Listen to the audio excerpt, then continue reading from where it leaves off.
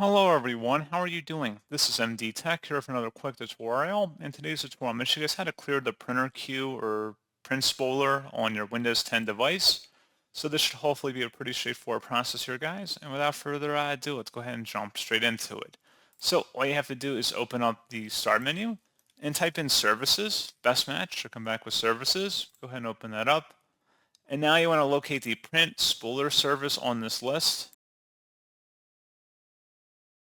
and double click on it.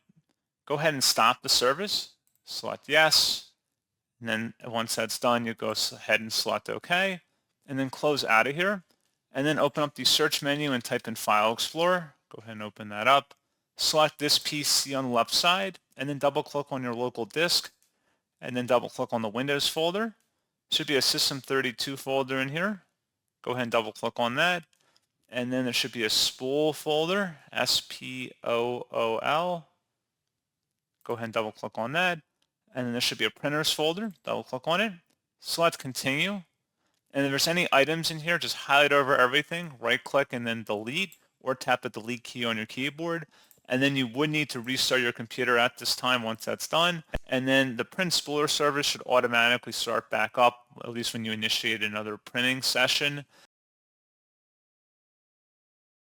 We didn't turn it off from starting when your computer starts. If you had it set to automatic or manual delayed start, doesn't really matter. So that's all you have to do in order to clear the print queue, guys.